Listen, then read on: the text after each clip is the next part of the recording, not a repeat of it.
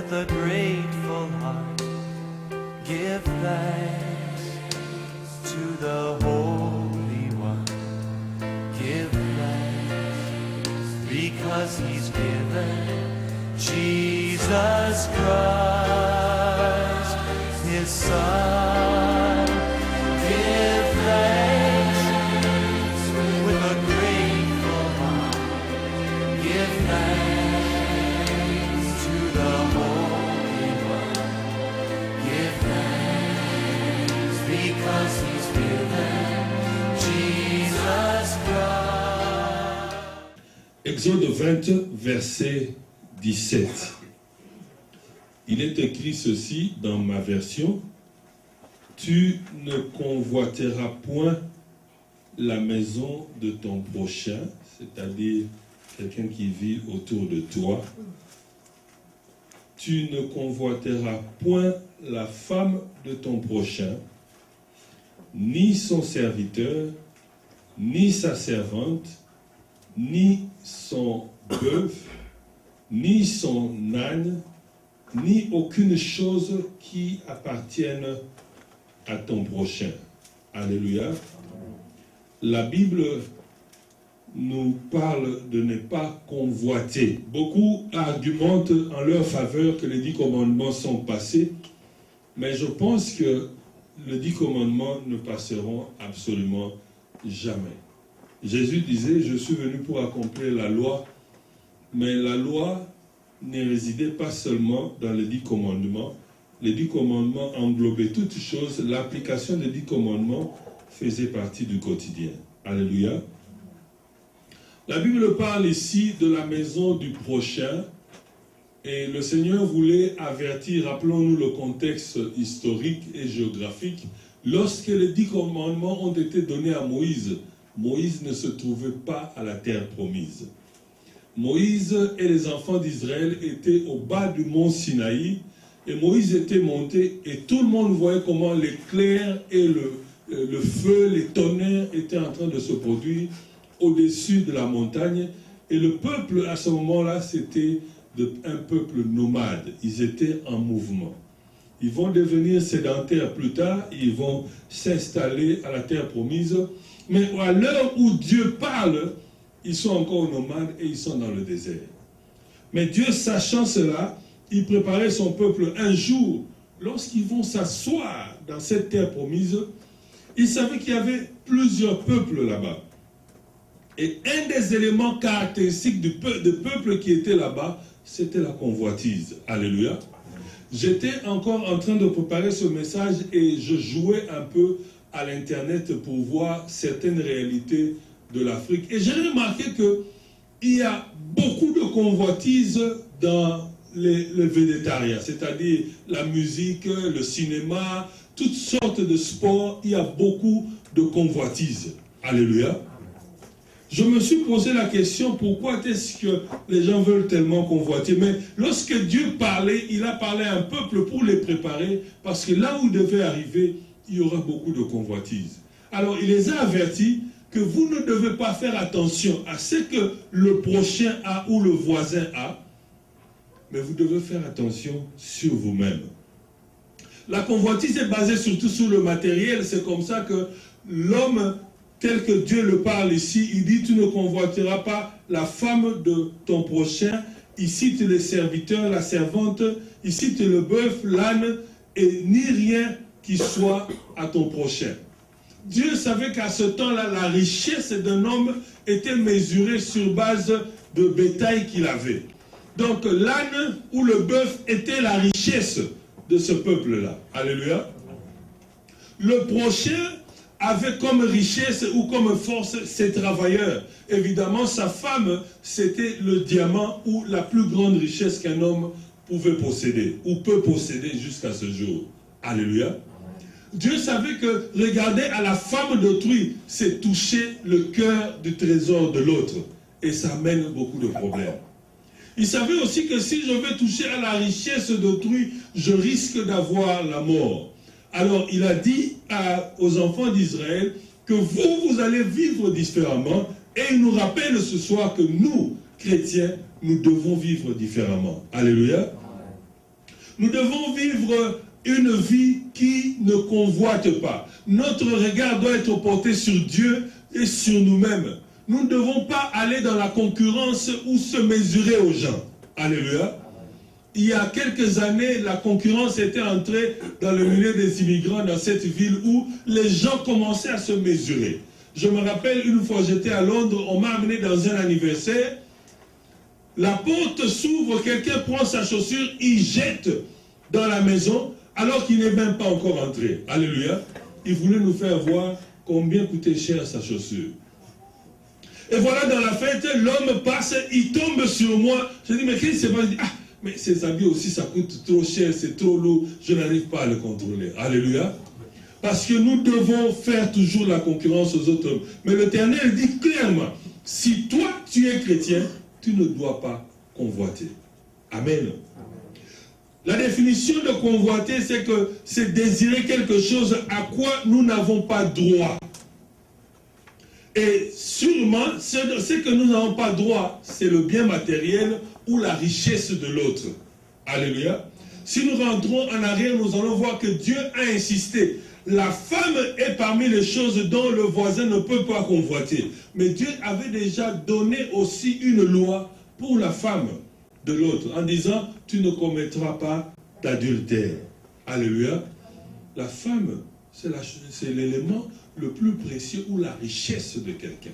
Si tu veux avoir des problèmes avec un homme, va toucher à sa femme. Tu vas voir, la Bible va tomber, la foi va disparaître, et les muscles vont gonfler, le langage va changer, il risque de te tabasser jusqu'à mort. Alléluia. Et s'il est calme, comme certains d'entre nous, il risque même de payer quelqu'un pour te tuer. Mais ce n'est pas ça, la vie de chrétien. Tu ne convoiteras pas le bien matériel de ton voisin. Moi, je dis ceci.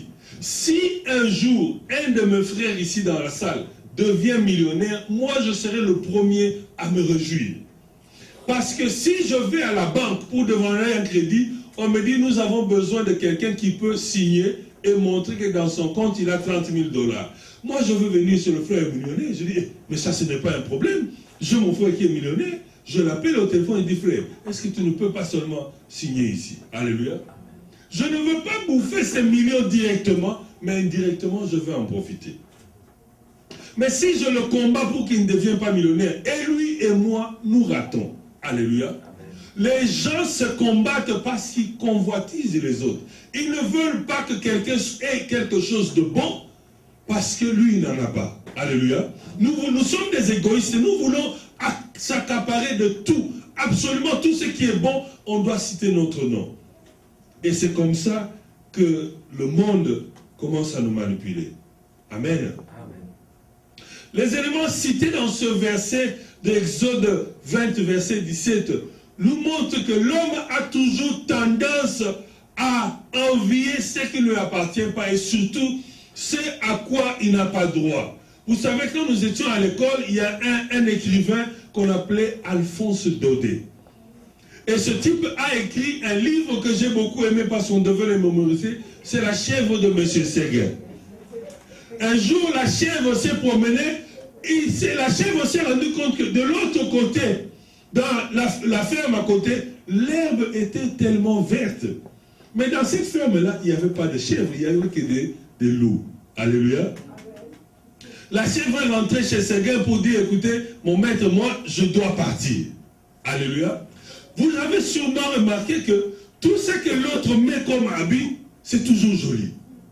Quand tu prends le même habit, tu mets sur toi, tu vas au miroir, tu te dis, mais comment ça ne me va pas? On donne à l'autre qui n'a même pas la même forme que toi, mais chez lui, ça marche. Alléluia.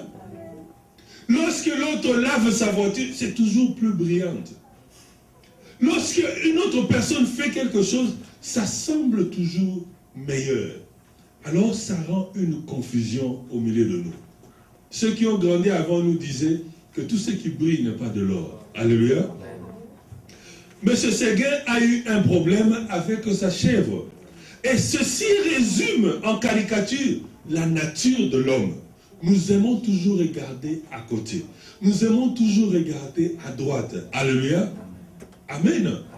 Alors que nous avons tout ce dont nous avons besoin pour vivre. je me suis posé la question, pourquoi l'homme désire-t-il tellement ce qui est défendu? Alléluia. Pourquoi nous voulons toujours ce qui est défendu? Lorsque tu prends un petit enfant, tu lui dis, ne touche pas ici, c'est le feu. L'enfant viendra et regarde, papa n'est pas là, il veut un peu toucher. Alléluia. D'où est venue cette nature pour que même les petits enfants prennent la fourchette ou le couteau, essayent de faire entrer dans la prise de courant? D'où est venue cette nature de curiosité et d'où est venue cette nature de convoitise?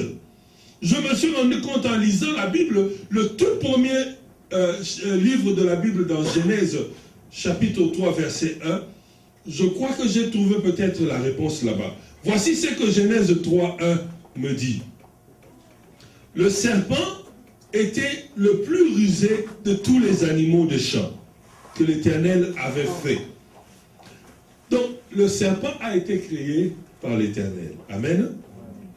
Il dit à la femme, Dieu a-t-il réellement dit, vous ne mangerez pas tous les arbres du jardin? Donc, il a posé la question à la femme. Mais rappelons-nous, le serpent, dans le jardin d'Éden, il représente Satan. Satan devait être au paradis avec Dieu parce que les anges habitent là-bas. Lui, il était l'ange de la lumière. Mais comment est-ce qu'il se retrouve sur la terre? Alléluia. J'ai beaucoup aimé le pasteur qui est passé ici. Il dit non, le jour où il va arriver au ciel, il va demander à Michel-Ange pourquoi il avait poussé Satan sur la terre. Parce qu'à cause de lui, nous avons beaucoup de problèmes. Mais rappelons-nous qu'il était l'ange de la lumière. Il y avait quelques gens parmi les anges qui étaient des responsables des anges. Notamment, la Bible nous parle de Michael, il nous parle de Gabriel et il nous parle de Lucifer, l'ange de la lumière. Michael, lui, c'est quelqu'un qui ne blague pas. C'est le chef de l'armée. C'est lui qui vient pour exécuter les ordres quand il faut tuer, quand il faut exclure, quand il faut sanctionner. Gabriel, son nom a apparu dans la Bible lorsqu'il fallait donner un message d'espoir, un message d'encouragement, un message de bénédiction. Mais Lucifer, son rôle, c'était l'adoration. Alléluia. Lisez dans le livre de Psaume, on nous dit que non, l'Éternel siège au milieu de l'adoration. La Bible nous dit que c'est dans l'adoration qu'on entre dans les parvis du ciel. Alléluia. Donc lui, il avait un rôle à ne pas négliger. Parce que Dieu, dans sa nature, aime l'adoration. Et lui seul pouvait donner à Dieu cette adoration qui faisait que Dieu soit Dieu. Alléluia. Plus tard, Dieu a transféré ce pouvoir à nous. C'est comme ça que Dieu aime que nous adorons ce qu'il est. Alléluia. Mais Lucifer a commencé à adorer Dieu ou à diriger l'adoration. Il se rend compte que l'adoration amène un pouvoir terrible. Il a commencé à convoiter ce qui n'était pas à lui. Il a commencé à convoiter le pouvoir de Dieu. Alors il a pris quelques anges et il a commencé à les enseigner comment l'adorer lui aussi. C'est comme ça qu'il a été précipité sur la terre. Et ces anges qui adoraient Lucifer sont devenus ce que nous appelons les démons. Amen. Donc Lucifer, son rôle, il avait déjà convoité ce qui n'était pas à lui. Alors il a voulu faire la même chose. Je ne veux pas être seul parce qu'il avait le film de ce qui va arriver à la fin. Il dit, je ne veux pas être seul. Je vais aussi essayer de mettre dans l'homme la convoitise. Dieu a dit à Adam et Ève, voici, vous pouvez tout manger sauf cet arbre. Mais Lucifer vient et dit, est-ce que réellement il avait dit ça? Parce que toi tu n'étais pas là. Est-ce qu'il avait dit ça? Alléluia. Il a jeté dans la nature humaine, dans la nature de l'homme, le doute et la convoitise.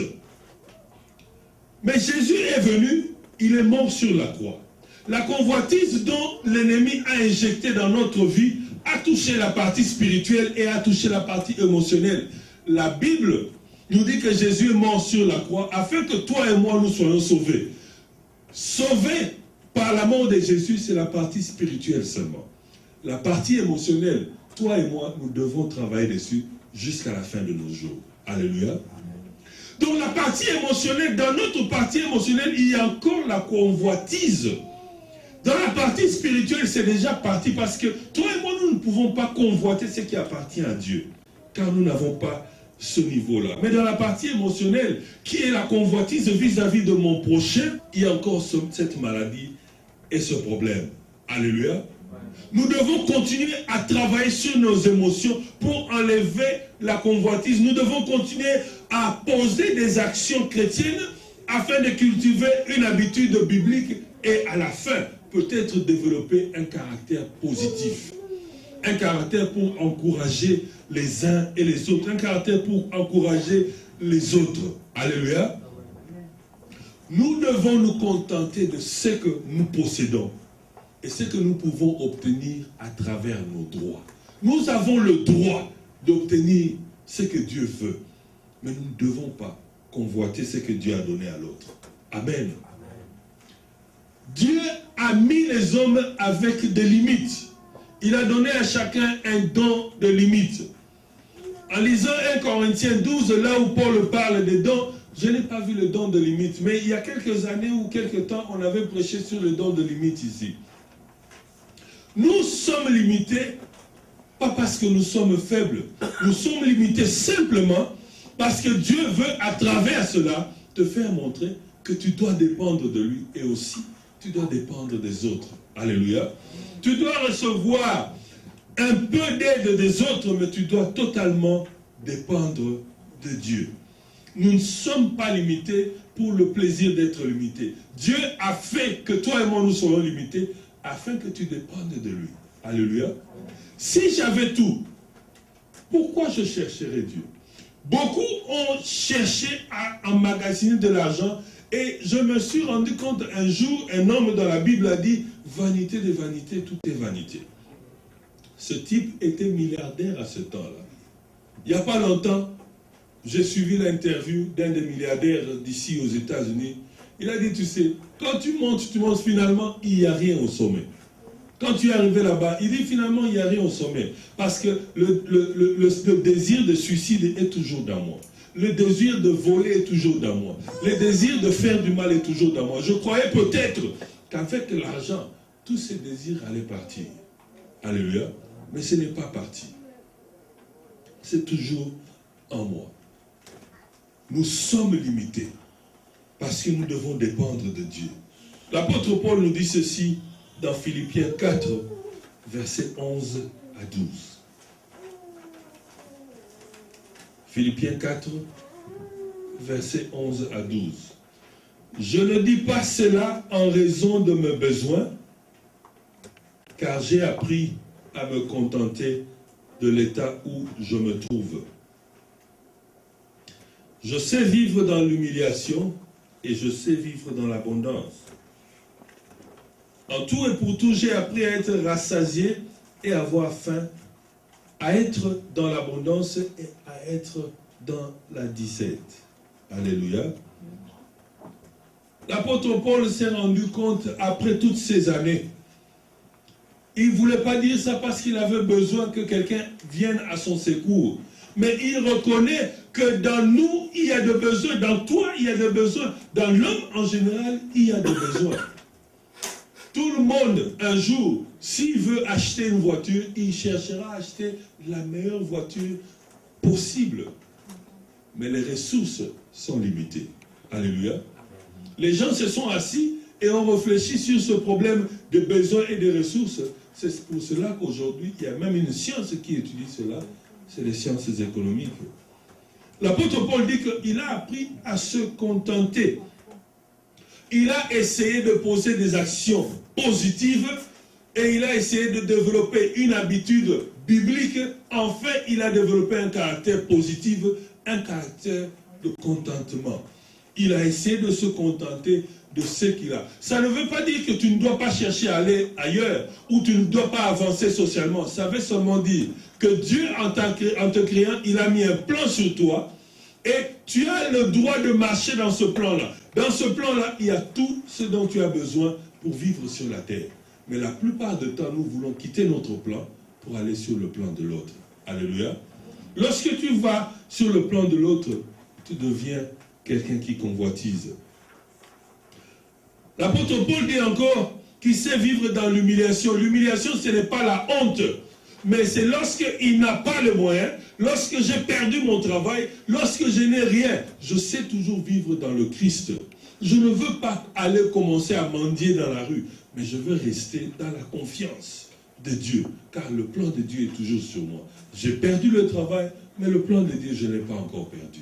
Ou la grâce de Dieu, je n'ai pas perdu. Il a dit aussi que je vis dans l'abondance. Lorsque l'abondance vient, je ne quitte pas Dieu. Je n'abandonne pas le Seigneur. Alléluia. J'ai appris à être rassasié, c'est-à-dire à se contenter de ce que Dieu m'a donné.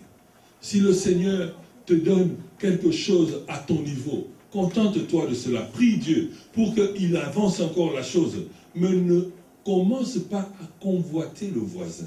Ne commence pas à te comparer au voisin. Ce qui nous tue, c'est que la convoitise est au milieu de nous. La convoitise amène l'orgueil, ça amène le mensonge, ça amène même le meurtre. Alléluia. Lorsque le roi David avait convoité la femme d'autrui, pour avoir cette femme-là, il a dû tuer la personne. Alléluia. Et lorsque aussi Paul dit qu'il a appris à être dans la disette, lorsque les choses ne marchent pas. La satisfaction pour un chrétien vient lorsque l'on voit sa vie du point de vue de Dieu. Lorsque tu veux devenir ta vie de ta propre manière, la satisfaction ne viendra pas. Mais la satisfaction vient lorsque je commence à voir quel est le plan de Dieu dans ma vie. Qu'est-ce que réellement Dieu veut? Lorsque je suis capable de sortir un peu du milieu des hommes, lorsque je suis capable d'abandonner un peu certaines choses, de m'enfermer dans une chambre pendant 1 jour, 2 jours, 3 jours et demander à Dieu quel est ton plan pour moi en 2008 ou en 2009. Alléluia. C'est comme ça que Dieu parle aux hommes. Dieu ne peut pas parler lorsqu'il y a trop de bruit. La plupart du temps, on dit, mais comment vous, Dieu vous parle, il ne me parle pas? Oui, parce que toi, quand tu es libre, il y a toujours du bruit à côté de toi. Alléluia. Je disais au séminaire, ceux qui ont suivi le séminaire ici, au Discover Life, le chapitre, un des chapitres de 2e niveau, je disais, nous prions mal. Nous prions, nous parlons, mais nous n'écoutons pas Dieu. Lorsque la prière termine, prends quand même 5-10 minutes, assieds-toi et dis, Seigneur, instruis-moi. S'il n'y a rien qui vient, il n'y a pas de problème, sors. Mais un jour, le Seigneur finira par te parler. Mais lorsque nous prions, qu'est-ce que nous faisons? Dès que la prière finit, nous fermons tout et nous sommes partis. Le moindre vide que nous avons, le temps de loisir, tu es sur le téléphone. Et le téléphone, dès que je quitte le téléphone, il y a même les gens qui ont les iPod pour écouter la musique. Tu entres dans la voiture, la première des choses, avant même de mettre le moteur, tu es en train de régler ton appareil de musique. Alléluia. Tu arrives à la maison, c'est la télévision, ou la musique, ou l'Internet. Nous n'avons pas le temps d'entendre ou d'écouter la voix de Dieu. Un homme qui se dit chrétien, une femme qui se dit chrétienne, doit au moins une fois par semaine se retirer pendant 1 heure, enfermer quelque part et dire, Seigneur, je ne dirai rien, je t'écoute. Et tu restes calme. Et le Seigneur va commencer à te parler. Alléluia. Mais si nous ne voulons pas écouter Dieu, comment est-ce qu'il peut nous dire quel est notre plan? Nous ne devons pas baser notre vie sur base de ce que nous pouvons posséder, mais c'est ce que Dieu a donné pour nous comme devoir à faire. Il faut renoncer à l'accessoire pour se consacrer à l'essentiel. La Bible dit ceci, tout nous est permis, mais tout ne nous est pas utile. Alléluia. Nous tournons beaucoup sur l'accessoire, alors nous n'arrivons pas à atteindre l'essentiel. L'essentiel vient de Dieu. Dieu te donnera pour tes besoins, mais il ne te donnera pas pour ton loisir. Alléluia. Il sait que tu as le besoin de payer les factures, il sait que tu as besoin de payer les études, de manger. Il va te donner ce qu'il faut pour tes besoins, mais pas pour tes loisirs. Amen. Nous pouvons vaincre la convoitise. C'est possible de vaincre la convoitise. Premièrement, si notre perspective sur la vie correspond au plan de Dieu pour notre vie. si notre perspective correspond au plan de Dieu. Vous savez, lorsque on était enfant, on avait beaucoup de rêves. Et je dirigeais un jour une retraite. C'était une retraite de maman, on m'a appelé pour diriger cela. Je suis allé à la retraite. Avant d'entrer, j'ai dit aux mamans d'avoir des sujets réalistes. Il y a une maman qui est venue, elle vendait du pain au coin de la rue. Elle a prié pendant toute la retraite. Après un mois, elle est revenue et dit, mais comment nous avons prié? Mais moi, je n'ai pas vu les résultats. Tout le monde a témoigné, moi je n'ai pas vu les résultats. J'ai dit, mais quel était ton sujet? Il dit, non, moi je vends du pain. J'ai demandé à Dieu d'avoir un dépôt. J'ai dit, ok, c'est une bonne chose. Mais je pense que ta perspective n'était pas dans la vision de Dieu. La vision de Dieu d'abord pour toi, c'est d'être capable de vendre tout le pain chaque jour. Lorsque tu peux vendre tous tes pains chaque jour, tu peux aller au deuxième lot, tu peux aller au troisième lot, jusqu'à ce que tu vas atteindre un dépôt. Alléluia. Vous savez, un enfant peut faire toutes sortes de désirs. Aujourd'hui, mes enfants, s'ils me demandent une voiture, non, je ne donnerai pas encore, je donnerai un vélo. Amen. Lorsqu'ils seront capables de monter sur le vélo et descendre, alors plus tard, on pourra donner la voiture. Il faut que nos désirs soient avec la perspective de notre vie, ensemble dans la lignée de la vision de Dieu. Nos priorités ne sont pas conformes à la volonté de Dieu dans notre quotidien. Les priorités de tous les jours doivent être conformes à la volonté de Dieu. Tes priorités ou mes priorités sont ailleurs. Nos priorités sont basées sur le matériel. Alors que le livre de Matthieu nous dit, cherchez le royaume de Dieu avant tout, et tout vous sera donné en surplus. Donc nos priorités doivent être conformes à la volonté de Dieu. Et enfin, notre source, la source de notre force, doit être Jésus-Christ. Alléluia. Nous avons des parents, mais ils ne sont pas la source de notre force. Nous avons la famille, ils ne sont pas la source de notre force. Notre force doit venir de Jésus-Christ. Amen. Vous savez, le grand problème des chrétiens que nous sommes, lorsque j'ai un projet, la première des choses, lorsque je commence à dessiner le projet, je vois directement l'oncle tel qui est ministre, je vois directement le cousin tel qui est PDG, je vois directement le frère tel qui travaille à la banque, mais je ne vois en aucun moment Dieu. Je dois être capable de me retirer avec mon projet, de me coucher par terre, de refuser de manger, de jeûner et de commencer à dire, Seigneur, regarde mon projet. Qu'est-ce que tu en penses? Où est-ce que je dois commencer? Comment est-ce que je dois corriger cela? Alléluia. Amen. Amen. Même dans les études, même dans le travail. Alléluia. Vous savez, notre foi commence à baisser un peu dans certaines choses. Et j'ai toujours témoigné, quand je suis venu dans ce pays, j'ai dit, Seigneur, voici, je me suis enfermé chaque week-end. Chaque week-end, je m'enfermais pendant 2 jours. Je ne mangeais pas. Je ne connaissais même pas l'anglais. J'ai dit, l'anglais ici, on va parler cela comme on parle la langue. J'ai commencé à prier moi-même dans la chambre, enfermé régulièrement. Les enfants étaient petits, ils étaient là dans la maison. Je devais m'occuper des enfants, je devais tout faire, mais moi-même j'étais en prière, je m'enferme, je ne mange pas, je dors par terre, je m'assieds par terre, je parle comme un fou. Et le Seigneur a commencé à parler. Je défie tout celui qui veut écouter Dieu de se retirer et de se mettre à l'écart. Alléluia. Regardons nos vies. Quelle est la dernière fois que tu t'es isolé toi-même? Il y en a ici qui habitent seuls. Voici une bonne occasion. Quelle est la dernière fois que tu t'es isolé pour dire, je vais entendre un peu la voix de Dieu? Lorsque tout le monde parle, lorsque tout le monde dit, c'est ce chemin-là, quelle est la dernière fois que tu t'es isolé pour écouter un peu Dieu? Amen. Si nous n'écoutons pas Dieu, nous allons toujours envier ce qu'il y a ailleurs. C'est comme ça que quand tu parles à quelqu'un, il te dit, ah, non, toi au moins ça va. Non, ça ne va pas encore.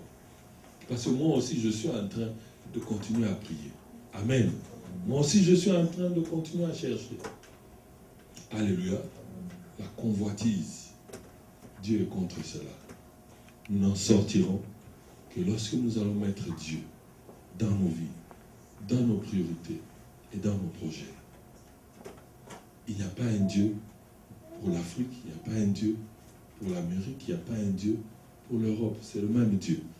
Partout où tu iras, comme tu as parlé à ton Dieu, c'est comme ça que tu dois continuer à le parler. Amen.